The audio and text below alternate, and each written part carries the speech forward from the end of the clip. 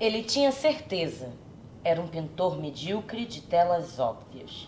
Ainda assim, sonhava em se tornar, quem sabe um dia, talvez. Esqueceu. Nem mesmo se lembrava dos nomes de pintores famosos. Que importa? Continuava a pintar e a garatujar em seus caríssimos cadernos de esboços. Ato condicionado. Ganhava algum dinheiro e ia direto à loja de materiais para profissionais de desenho e pintura. Um mundo à parte.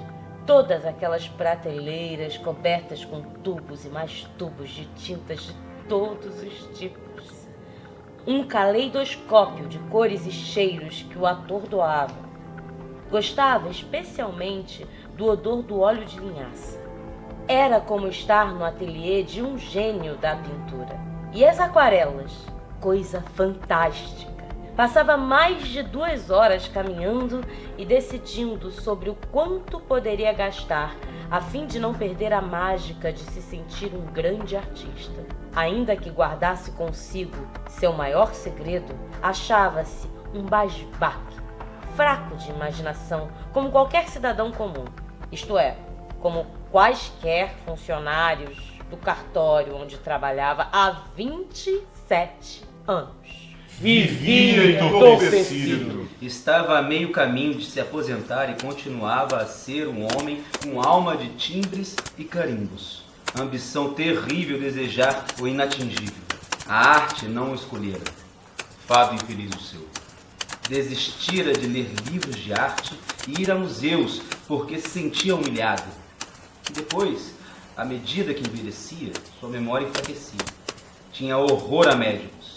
Acreditava que eles inventavam doenças incuráveis para ter o controle sobre os corpos dos indivíduos.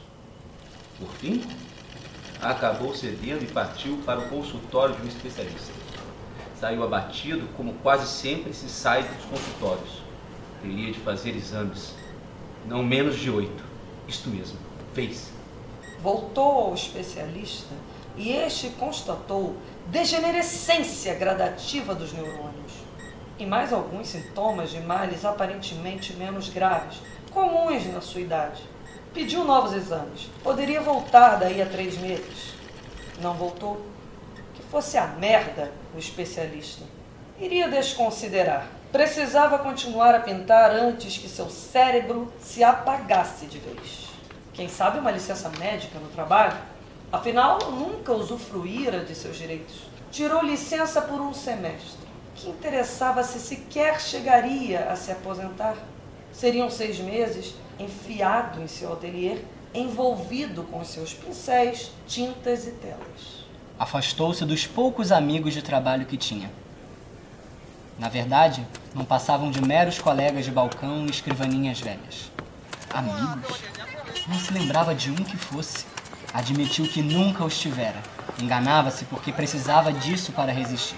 Foi assim que se trancou a ferros no ateliê. Obstinara-se a pintar até conseguir realizar uma única obra grandiosa que fosse. Algo que desse sentido à vida insossa que sempre levara. Aquilo que os entendidos chamavam de obra-prima. 6 meses, e depois poderia morrer em paz. Entraria para a história? Passada uma semana, a enorme tela de 200 por 220 centímetros que pousara no cavalete continuava em branco. Um mês e... nada. Ele continuava sentado na cadeira, olhando fixamente para a tela, com todos os pincéis e tubos de tintas espalhados à volta. Cena digna de uma performance. Dessas que se inventam por aí. Uma asneira a mais ou a menos não faz diferença alguma, convenhamos. E assim foram os dias. A tela em branco, os pincéis e as tintas como única companhia de um pintor jogado em sua cadeira trincada e capenga como seus sonhos. Sentia-se à beira do suicídio. A licença estava por terminar. Dera-se conta de que não comera nem bebera durante dias, talvez semanas. Aguentara todo aquele tempo de claustro voluntário, dolorosamente, como um santo. Todo artista se torna um santo quando é inteiro. Ler esta frase num texto de certa altura desconhecida repercutira fortemente em sua alma. Parecia-lhe que a sua amargura aumentava diante da própria impotência. Convencia-se de que definitivamente jamais seria um grande artista, ainda que de uma obra só. Mais e mais fraco e completamente abdicado de si, deixou-se ficar ali, sem propósito. Apenas olhava a tela e não pensava. Em alguns dias não reconhecia nem mesmo o branco da tela. Onde estava e por quê? Estas perguntas não procediam. Um dia bateram na porta. Ninguém respondeu, claro. Ele era ninguém. Insistiram com força. Lhufas. Vieram então os colegas do trabalho. Chamaram a polícia e os bombeiros. Abriram a porta e o encontraram. Porém, ele não reconheceu nem se dirigiu a qualquer um dos que ali estavam, assombrados diante de cena tão insólita. Nunca chegaram a imaginar suas aspirações nem seus sentimentos em relação à arte. Como poderiam? Afinal, quem era esse estranho personagem? Certamente não um funcionário do cartório. Aquele que ali estava era praticamente um cadáver, de tão magro e sujo, o olhar sem objeto, a boca com os lábios entreabertos, uma imagem aterradora numa sala morrimenta. Por piedade, levaram-no para uma clínica de repouso. Daí para um manicômio público abjeto foi um pulo. O dinheiro acabara e não havia quem se responsabilizasse por ele. Foi acomodado num quarto exíguo, todo branco.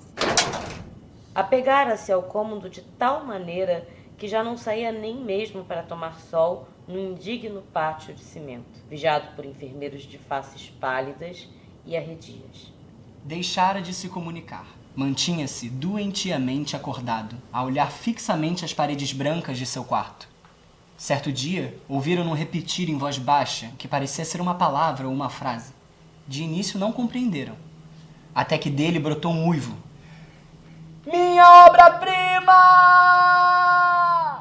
Coisa mais estranha, comentou de imediato o residente monótono. Coisa mais estranha, repetiu mecanicamente o enfermeiro pachorrento. Coisa mais estranha, repetiu impassível um estagiário anêmico. Saíram aos poucos os médicos, o residente, o enfermeiro e o estagiário, batendo a porta atrás de si. O residente, talvez por burrice ou medo, ainda tornou a olhar para trás. O enfermeiro e o estagiário voltaram para conferir se a porta fora bem trancada. No dia seguinte, o homem estava morto. Os coveiros encarregados, sempre de plantão, levaram-no enrolado numa colcha usada. Fizeram um caixão com restos de tapumes e o enterraram como indigente em uma cova rasa. Como era o costume, jogaram cal sobre a terra. Nem mesmo uma vela foi acesa. Apenas os coveiros, o vento morno da tarde e o silêncio estavam presentes.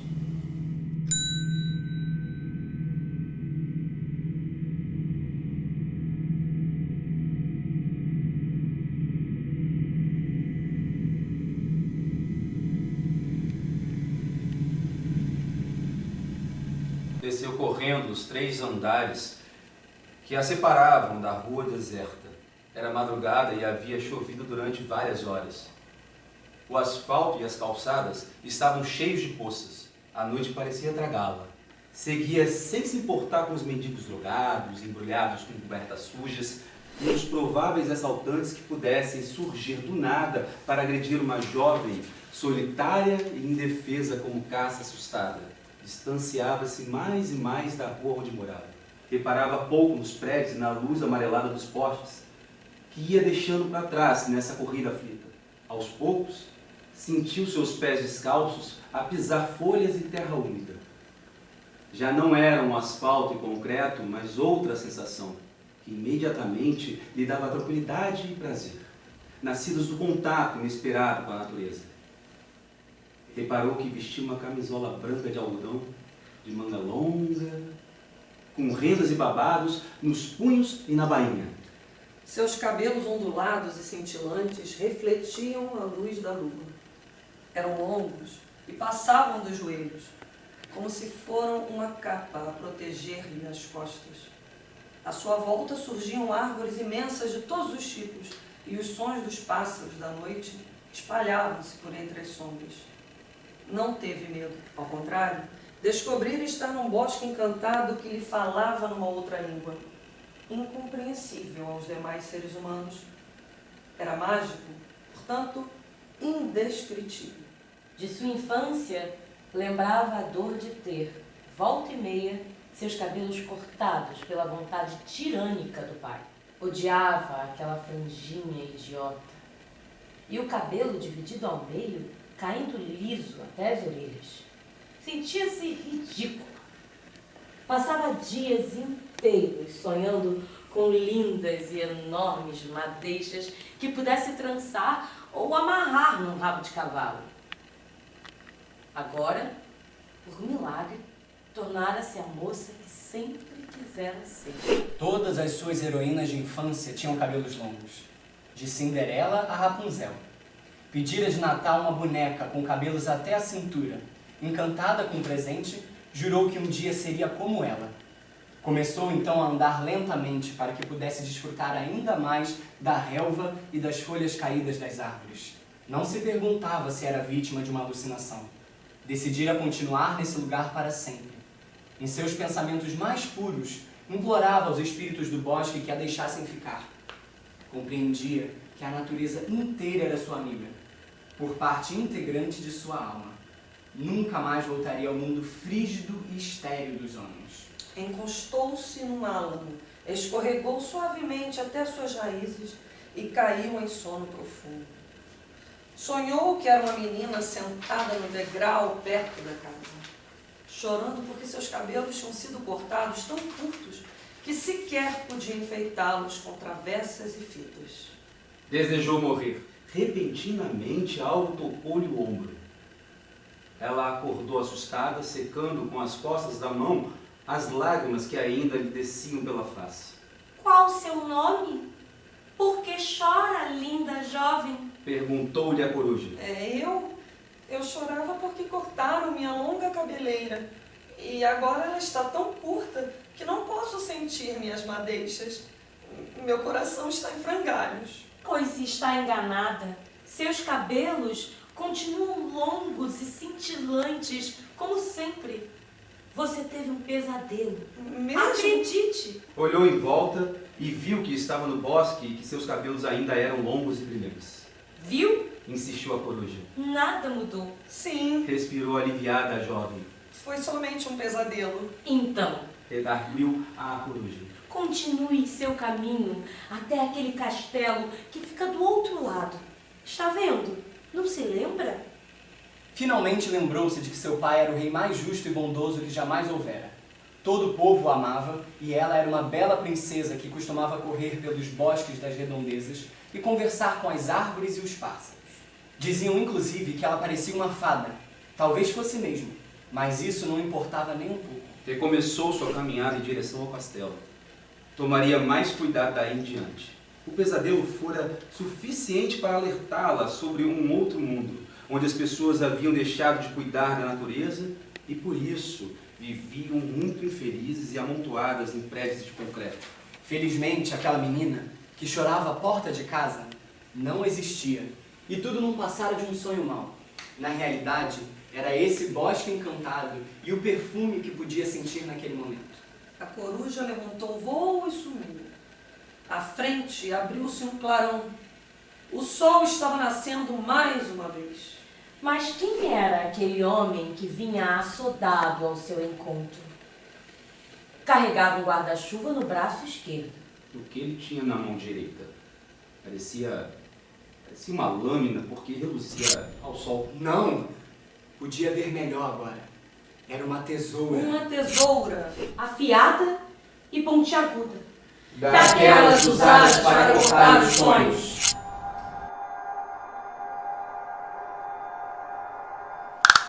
És como pedra que fere a alma de quem te toca. Em horror, cortas o coração de quem te deseja.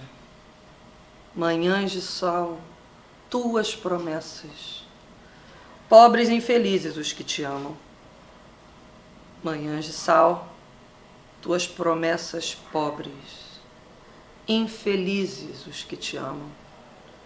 Manhãs de sal, tuas promessas, pobres, infelizes, os que te amam. Manhãs. Eu bem que lhe falei que ela estava esquizoide. Ué, por quê? Só por causa daqueles remédios todos que ela toma? Hoje em dia, todos vivem à base de remédios. Faz parte da vida. Ela deu na cara do porteiro e atirou 2 dúzias de ovos na portaria do prédio. Isso somente porque o coitado ainda não tinha trocado a lâmpada queimada no corredor do andar em que ela mora. Aliás, não satisfeita, quebrou os botões do elevador com um martelo. Um prejuízo enorme para o condomínio. Querem pô-la para fora do prédio. Mas ela é proprietária. Não vai ser fácil. Vão aplicar uma multa. Bem, isso é certo. Ela já avisou que não pagará, afinal. Não se faz um omelete sem quebrar os ovos. Eu sei. Mas não gostaria de continuar morando no mesmo edifício. Que inferno essa mulher. Reparou que ela até que não é feia? Cada um sabe onde ele aperta o sapato. Não fala asneiras. Bem, deixemos pra lá. Roupa suja se lava em casa. Tem uma coisa para lhe contar. Conte. Li que um pássaro na mão vale mais que 2 voando. Mesmo? Mesmo? Mas até outro dia sabíamos muito bem que não adianta chorar sobre leite derramado. Exato! Porém, há males que vem para o bem. Tenho dúvidas. Onde há fumaça, há fogo. Garanto que ela fica no edifício e ainda ocupa o lugar do síndico. Pode ser. Um dia é do caçador e os outros são caçados cedo ou tarde. É, mas quem com ferro fere, morre sem seguro de velho. Pimenta no olho de César, semeia tempestade. Não esqueça. César foi assassinado no Senado. De certo, as galinhas o que é do grão. É, acho justo. Mas brutos até ele. Correto. Os melhores amigos são os piores. Não leu punhal comigo. Filho de peixe é escaldado em água fria. César escreveu torto em linhas retas. Meias palavras não bastam para entender um inteiro. Não põe uma mão na bacia por ninguém. Nem deve. Não olhe os dentes do cavalo e amarre seu burro. Pior pra César que acabou no cachorro sem mato. É o que eu digo e repito. Ovos na parede dão mangas para pano. Talvez, mas cada galho tem seu macaco que tanto bate até que fura. Você viu o porteiro? Não. Quero saber a verdade sobre as 2 dúzias de ovos atirados na parede da portaria. Garanto que tem angu nesse caroço. Quem tem boca vai e não volta. Quem vem lá?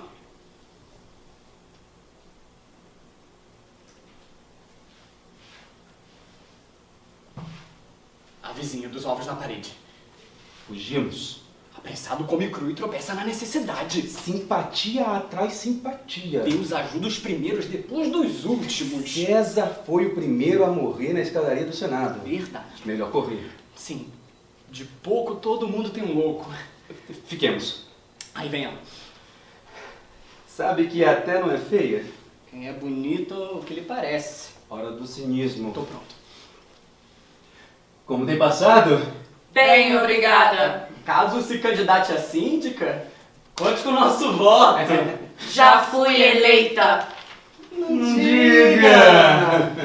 Pior cego é o que não vê. Queira nos dar licença. Precisamos ir à feira. Acabaram seus ovos? Pois desistam. Andam em falta. Ah, é. Tem razão.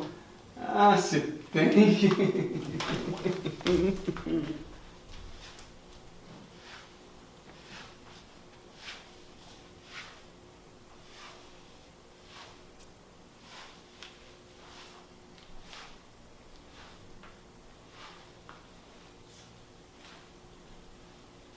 Emenda um poema no outro e faz remendos em linha fina. Corta teu corpo em pedaços e junta de novo com calma. Vai aos poucos, fura o dedo na agulha, mas não desiste. Tu ainda hás de ser inteiro. Carpo, metacarpo e dedos. Desde que aprendi, repito, confiante. Carpo, metacarpo e dedos. Não temos circunstâncias. Eu sim me dou a devida importância. Carpo, metacarpo e dedos. Todos pensam que sou sábio. Todos me abrem as portas, me bajulam e cumprimentam. Basta uma frase dessas para merecer respeito. Bangu 3 é o local preferido de uma noiva alemã que envenenou todos os convidados de sua festa de casamento, além do padre, sacristão e coroinhas. Abaixo os detalhes. Depois de esperar o noivo por 1h45 ao pé do altar. Apesar de todas as desculpas que ele, o noivo em atraso, dera, alegando ter sido assaltado no caminho, bem no meio da linha amarela, vermelha e laranja, na altura de Vilar dos Teles, ela não se conteve. Nem mesmo quando o infeliz descreveu que, sob forte tiroteio entre o tráfico e os policiais desarmados, teve parte de seu cabelo arrancado por uma passageira do ônibus Bangu Praça 15, que, no meio do desespero, se agarrava à franjinha que o pobre e doce Adolf tinha penteado por quase 40 minutos, com esmero e muito gumex. Sim, ele ainda o encontrava lá para as bandas de Nova Iguaçu. Embora Kunigunde, a louca nobia alemã, nascida em Düsseldorf, tenha se mostrado meiga, delicada e compreensiva após as elucidações do doce Adolf, Como era chamado? não deixou também de se sentir humilhada, ultrajada e completamente sacaneada em sua condição de noiva. Quase mocinha e donzela atrevida. Por conseguinte, decidiu matá-lo com uma porrada na cabeça, graças a um santo Antônio em pedra-sabão roubado do altar da sacristia. Imediatamente após o crime, ela envenenou todas as hóstias, matando o padre, os coroinhas, a madre superiora e o sacristão Gaguinho. Serviu brigadeiro de cianureto e matou todos os convidados, apresentando-se em seguida na 24ª Delegacia de Polícia. Não quis advogado, mas exigiu ser mandada direto para Bangu 3, a fim de reencontrar as amigas condenadas a 108 anos de reclusão depois de vários corpos de seus ex-noivos, maridos e amantes foram achados e desenterrados em um terreno baldio atrás da Vila Mimosa. Hoje, Kunigunde vive serena e satisfeita no Instituto Prisional de Bangu, confeitando bolos de noiva para os detentos e seus familiares. Desde que Kunigunde chegou, de modo estranho e sem qualquer explicação razoável, várias mortes começaram a ocorrer depois das festas de casamento no pátio do presídio. O diretor do presídio, o prefeito e o governador do estado, após uma reunião de cúpula com a polícia desavisada, acharam conveniente e muito mais confortável não apurar os casos. Mesmo porque não se apurava coisa alguma há décadas e não iriam se incomodar agora. Muito menos em se tratando de presídio e presidiários. Encerrada a sessão, foram todos para suas modestas casas nas ilhas do Pacífico. Afinal, quem aguenta tanto problema? A adorável, dedicada e trabalhadeira Kunigunde também coordenava um ateliê de costura, onde fazia, sob encomenda, vestidos de noiva.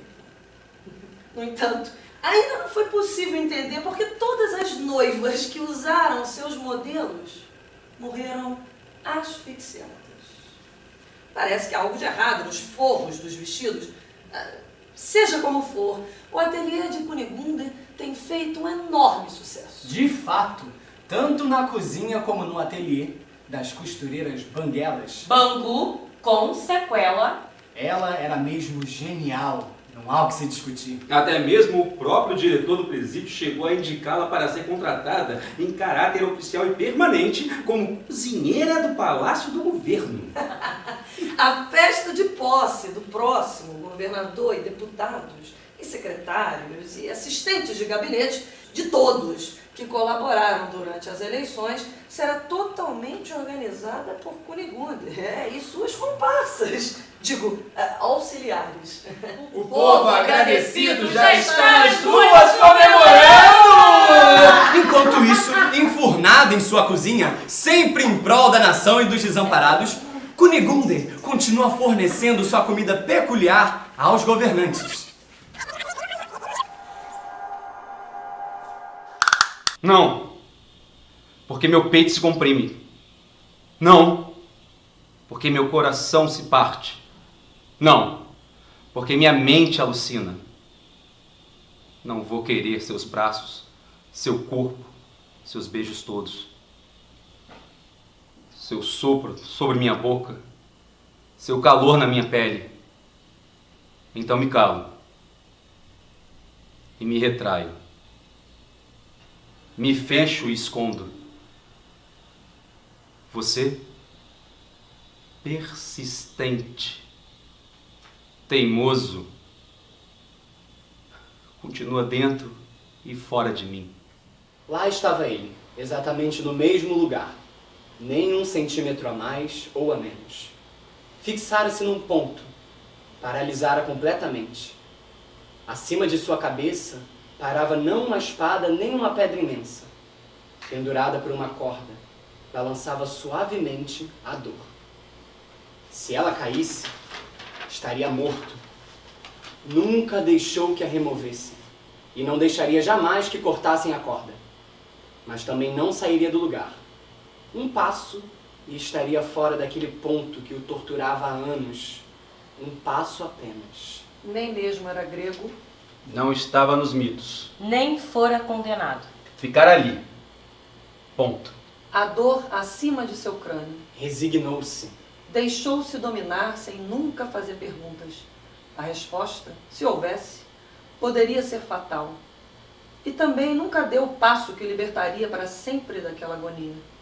De algum modo, sabia que era a sua sina. Não dormia nem sonhava.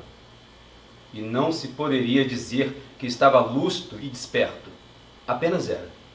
Enquanto isso, a dor acima de sua cabeça continuava firme e inabalável. Que audácia ela sempre mostrara. Já ele... Mas e se ela despencasse? Assim, por despencar, como a maçã de Newton, não haveria tempo de reação. Morte, vale dizer, de um tranco. Pois a dor não despencava. Melhor dizendo, tudo estava como sempre estivera. Eis aí o maior dos infortúnios. E se... Por outro lado, não queria morrer. Não podia. Seria um modo grotesco demais morrer atingido pela dor. Caso ocorresse a fatalidade, o que diriam dele? Covarde, de certo. Porque nunca dera um passo à frente, ou para o lado que fosse. Não estava obrigado a continuar ali. Tornara-se o alvo da dor. De qual dor? Nem mesmo sabia a quem a maldita pertencia. Nem mesmo se lembrava de quando tudo começara. Mas que papel estúpido fazia. Permaneceu ali. Parou de tentar raciocinar. Melhor era estar como quem espera, ainda que espera não dure. De repente, viu um menino à sua frente olhando-o fixamente. Era um garoto ruivo. Dir-se-ia tão bonito quanto rebelde. De bermuda marrom, com suspensórios sobre uma camisa amassada de listras azuis. Usava botas pretas e de cano alto, que, de tão folgadas, faziam suas pernas finas e joelhos meio tortos se destacarem do todo. Lembrou-se instantaneamente das figuras de Egon Schiele. Nesse momento, veio a mãe e o pegou pela mão. Vamos embora daqui, disse-lhe.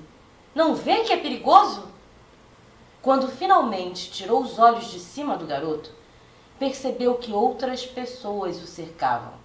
Agora não paravam de olhá-lo. Nunca fora verdadeiramente notado por ninguém. Coisa estranha. Por quê?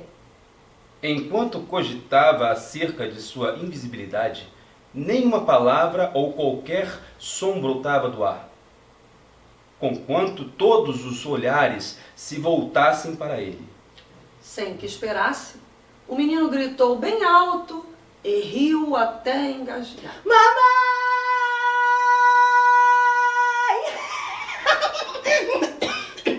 Olha só! Um idiota! Eu não tenho medo de nada. Veja, ele nem se mexe. Aposto que é de mentira. Um boneco de mentira. Até parece um homem. Deixe-o em paz, garoto irritante. Não deixo, não. Quer ver? Todos se entreolharam, meio espantados. O que o o garoto estaria tramando? O menino correu para cima do homem e chutou com toda a sua força as canelas do infeliz. Na mesma hora, o homem saltou e saiu correndo aos berros pela rua. Ai, que dor! Ai, que dor! Ai, que dor! Há vários tipos de canalhas. Os calados e comportados, os dedicados e conformados, os coitados e ignorados, os espertos e engraçados. Todos se ajudam, se afagam, se alisam, vestem-se com recato. Caminham como lesmas para não serem notados. Cultivam, com cuidado, um ar estúpido para não receber incumbências precipitadas. São pulhas bem educados. Falam baixo e só o necessário. O suficiente para receber aplausos. Muito obrigada, muito obrigada. Ícaro voou. Voou tão alto que acabou derrotado pelo sol. Ícaro caiu. Caiu tão fundo que atravessou as águas do mar como uma sonda escava o solo, buscando o fundo da terra densa. E Ícaro chegou à mansão das almas perdidas. Lá não havia céu nem nuvens, nem rios nem montanhas, mas tão somente uma lama escura a prender as preces dos agoniados. Em vão buscou Virgílio. Triste ousadia, como se fosse possível existir outro. Ninguém para guiá-lo. Ninguém que se apiedasse de seu desespero. Pobre Ícaro, fora tão alto e agora nada. Pensava em gritar por socorro, mas tinha certeza de não ser ouvido. Aquele era o lugar dos gritos infinitos, a misturar-se aos corpos moribundos e às peles ressecadas e aos olhos vidrados e... Decidiu então fazer o impossível. Clamar aos deuses. O que mais lhe restara? Contudo, não verteria lágrimas. Isso nunca! Rezava baixo. Baixo o bastante para que os demais condenados não o ouvissem. E assim foi durante anos. Um dia, já cansado, abriu os olhos, ergueu as sobrancelhas o mais que pôde. Encontrava-se esparramado em sua cama e podia ver o teto de madeira velha.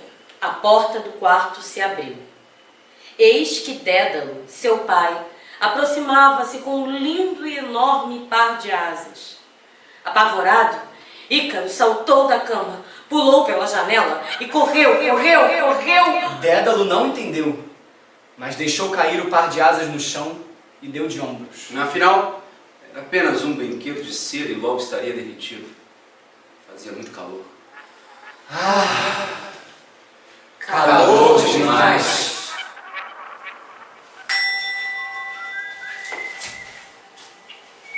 Não tive ideias sóbrias, nem pomposas. Tive espasmos, tive nada. Vivesse mais. Quem sabe, seria ilustre, seria dono de papelaria, teria amigos bem arrumados, empertigados, selecionados a dedo. Iria pelas avenidas assoviando. Quem sabe me espreguiçava.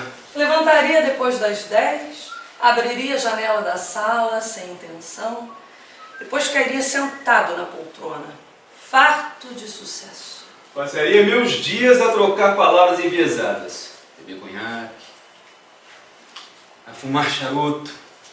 E minha vida daria um filme estúpido, que todos aplaudiriam. Mas não, eu sou como ninguém. Não tenho verve, não tenho altura. Sou mediano. Fulano, Beltrano. Ouve o som dos tambores, até que o sol levante e a noite parta. Vai bem longe, porque agora ladram os cães da guarda. não corras. Apenas anda entre as árvores mais altas. Há de te ocultar a floresta. Confia nela. Vê que um mocho te espreita do alto e já desce em voo agudo. Não temas, ele te aliviará a pena. Vai confiante e solene, porque teus são o caminho e a espera.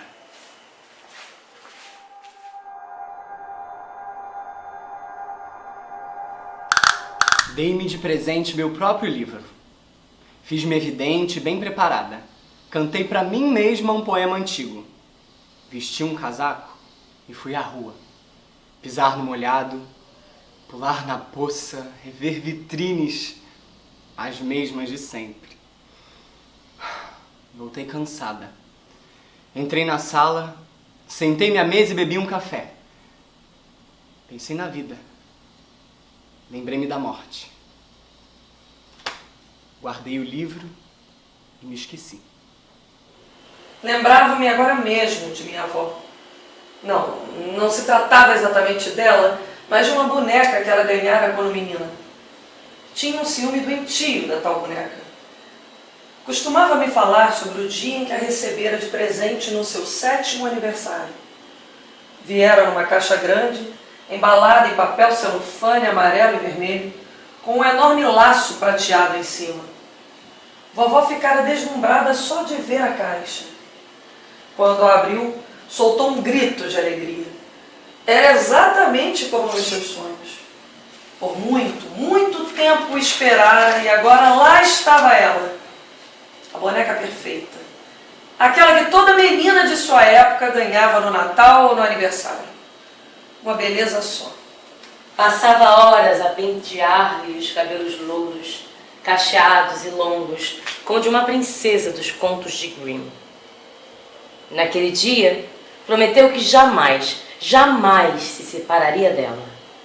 Viveriam juntas para sempre, acontecesse, não importa o quê.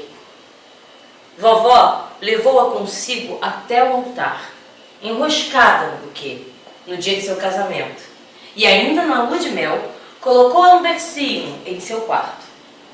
Mesmo depois de sua primeira filha nascer, lá estava sua linda boneca. Nasceram as outras 2 filhas e a boneca ocupando seu lugar de rainha da casa e do coração de vovó. Meu avô não deu importância, porque achava que era coisa de mulher. Ele faleceu moço, tragicamente num acidente de automóvel. Seu Fusca velho derrapou na estrada e desmanchou numa árvore. Vovó foi ao enterro, inconsolável, com sua boneca sobre o braço direito e uma coroa de flores pendurada no esquerdo. As pessoas chegavam para abraçá-la, dando-lhe os pêsames, e ela tomava cuidado para que ninguém tocasse, mesmo que por acaso, na sua boneca. Uma prima meio abusada puxou de repente a boneca com o fito de dar um abraço mais efusivo em vovó.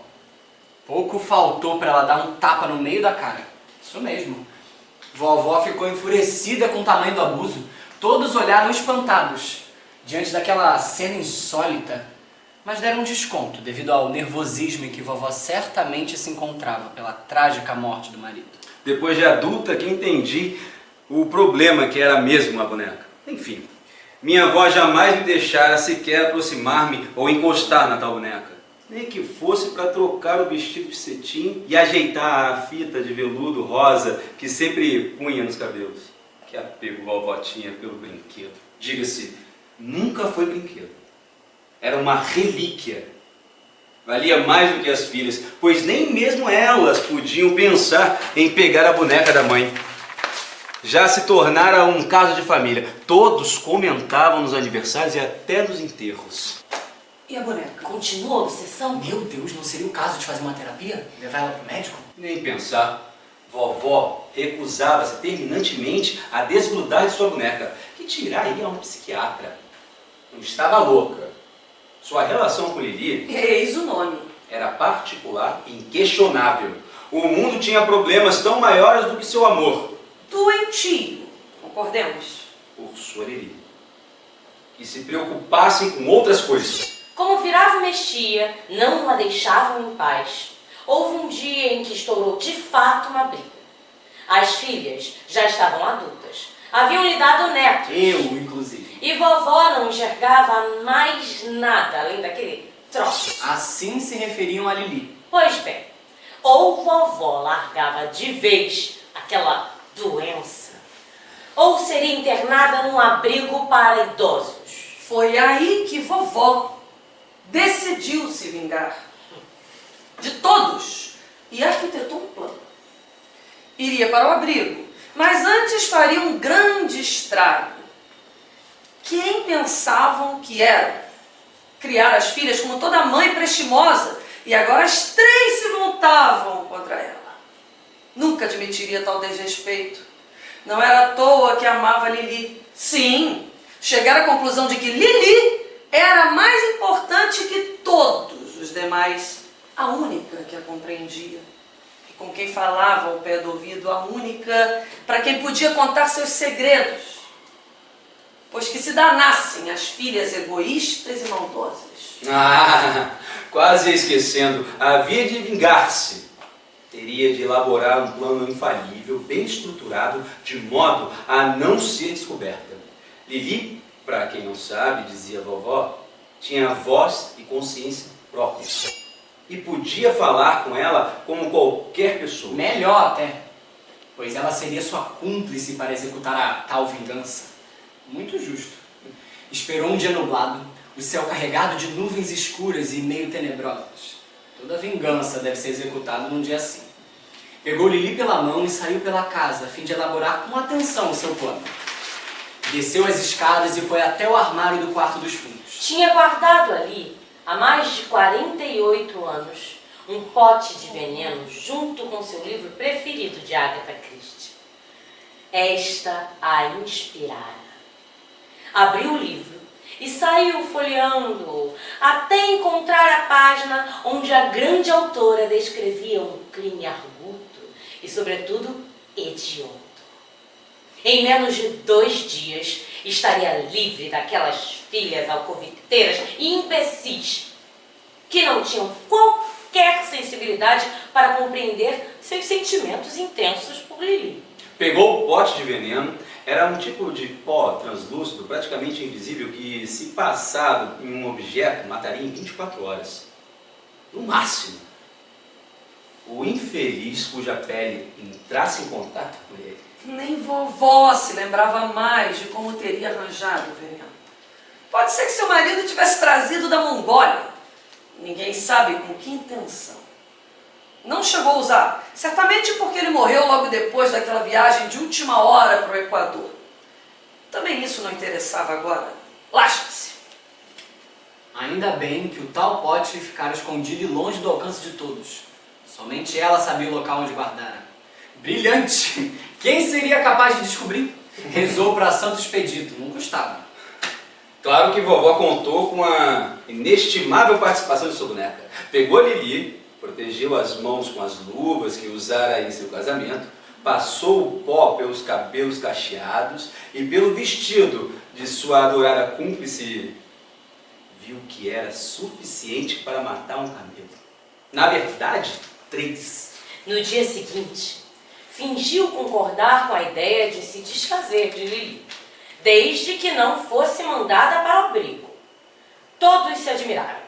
Vovó estava finalmente curada de sua obsessão.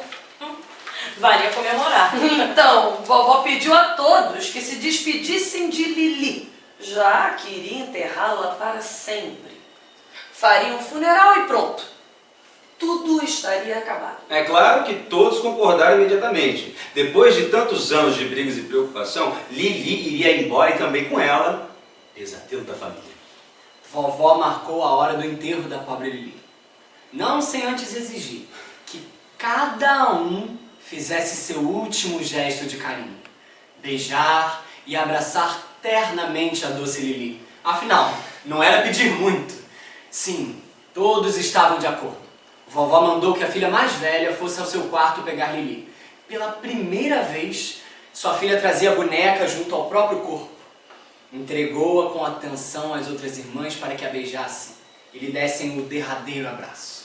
Vovó enterrou Lili. No dia seguinte, ao desditoso enterro da boneca, diante da polícia e dos peritos, vovó mostrou-se chocada e, em prantos, lamentou as mortes na família. Jamais esperara passar por tamanha amargura. 3 filhas falecidas no mesmo dia. Era, de fato, uma tragédia. A perícia não compreendia como tais mortes haviam ocorrido. Na verdade, o veneno era tão desconhecido que não conseguiam saber de onde teria vindo, nem como chegar à pequena vila onde vovó morava desde que nascera. Ninguém jamais soubera ou ouvira falar de tal substância. Não constava o que quer que fosse em periódicos ou enciclopédias. Nada. Escarafuncharam os arquivos mais velhos e empoeirados e zero informação. Devia ser obra de algum químico psicopata. Isto, foram atrás das fichas dos criminosos mais conhecidos. Passariam meses até achar um que encaixasse na conversa. Algo tinha de ser feito. Sentiam-se desmoralizados. A mídia opressora não os deixava em paz. Lá estava em letras garrafais a manchete. Uma desventurada velhinha continuava solitária e praticamente abandonada, enquanto a polícia incompetente, despreparada e desqualificada, não atuava. Observação. A polícia nunca chegou a encontrar o pote de veneno porque vovó não era idiota a ponto de não dar cabo da prova imediatamente, depois de cometer uma vingança de tamanha grandeza. Vocês devem estar se perguntando, né? Como ela conseguiu dar cabo do pote? Simples assim. Estava num vidro com tampa de rosca, depois de esvaziá-lo completamente nas roupas, cabelo, braços e pernas de Lili, lavou-o com bastante detergente de pia e encheu-o com chá de camomila. Continuando, certo dia o criminoso foi localizado. Ou seja, preso. E acabou morrendo na cadeia em uma semana por motivo desconhecido. Assunto resolvido. Vovó lamentava-se pelos cantos da casa e implorava a Deus pelas almas de suas filhas tragicamente mortas. Quanto à boneca dourada, foi desenterrada cuidadosamente um ano depois. Àquela altura o veneno já perdera o seu efeito. Quem se preocuparia com o reaparecimento repentino da boneca? Todos logo atribuíram a atitude da vovó ao mal de Alzheimer, coisa que ela achou excelente. A questão se perdera no tempo. Enfim, estava totalmente em paz. Vovó nunca deixou de colocar flores nos túmulos da família. Sempre levava a Lili consigo e acendia uma vela para as almas no purgatório. Às vezes 3, uma para cada filha. Nunca em dias de chuva. Lili era delicada demais para se molhar. E depois, quem disse que alma penada precisa de vela o tempo todo? Aquilo já estava dando nos nervos. Vovó tinha um espírito deveras prático. Passaria a rezar pelas filhas aos sábados, depois do lanche da tarde. E também não queria ficar gastando dinheiro com táxi para lá e para cá. Menos uma obrigação e mais tempo para ler Agatha Christie. Tomava seu chazinho de camomila todas as noites antes de dormir e sonhava com o dia em que ganhara a linda Lili. Decidira não mais morar na casa devido às lembranças dolorosas causadas pela perda quase irreparável de suas filhas. Optou então por morar de vez no tal abrigo. Continuou dormindo abraçada à querida amiga que levou consigo para o túmulo. Vovó viveu até os 102 anos. Lúcida e desperta o bastante para cuidar de sua Lili, lavar seus vestidos de cetim e pôr a fita rosa de veludo em seus cachos dourados.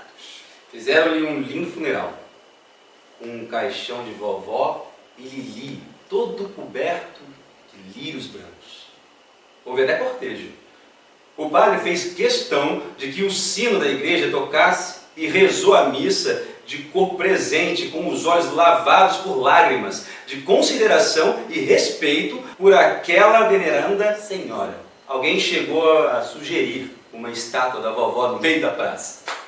Ela e sua boneca haviam se tornado um símbolo daquele lugar. Um ponto turístico bastante interessante, com uma intrigante efígie e história contada com requintes de suspense. Sim, porque vovó adorava essas coisas. Estava bem representada. Quanto a mim, que aqui vos falo de amor e morte, escapei ilesa porque sempre respeitei a alma sensível e as emoções inusitadas de vovó. Antes daquele dia macabro, ela me mandou passar 2 semanas no sítio de uma tia que não via há mais de 15 anos e morava afastada da cidade. Quando voltei, tudo já havia passado, ou melhor, se consumado. Também visitei vovó e sua Lili várias vezes no abrigo. Aproveitávamos esses momentos juntas para ler Poe e Agatha Christie, além de outros. Lembro-me até que nos últimos meses, antes de vir a óbito, vovó estava obcecada por aquele filme O Iluminado e vivia pedindo que as enfermeiras repetissem o DVD. Era uma grande novidade para ela, na TV de 55 polegadas do seu quarto. Aliás, essa TV era mesmo um caso. Vovó não admitia que ninguém mexesse, e como só assistia filmes de suspense, as outras vovós desistiram de pedir para ver novelas. Vovó sempre odiou novelas. Achava-as estúpidas e repetitivas. Alguma coisa tenho de admitir. Vovó era mesmo adorável. E com certeza um gênio. Sinto falta dela às vezes. PS. Não se soube o porquê de o resto dos parentes jamais terem visitado vovó. É pura ingratidão, sem dúvida. Por outro lado, ela não dava a mínima. Detestávamos. Dizia que se tivesse uma boa oportunidade, teria empeçunhado um por um. Cariotas! A grande vantagem de ser poeta é dedicar aos desafetos e aos amores toda a poesia. A boa, a má, a pior e as mais intensas e loucas. Pode-se até escrever, logo de cara, para um amor guardado à chave. Um dia ele descobre e não entende coisa alguma.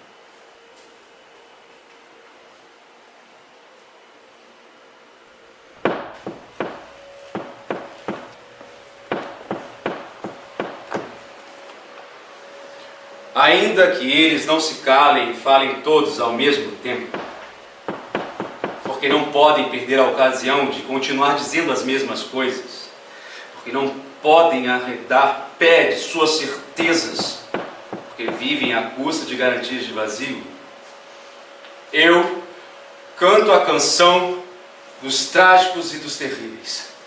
Escravos de Jó jogavam caxangá, tira a bota, deixa o Zé Pereira ficar.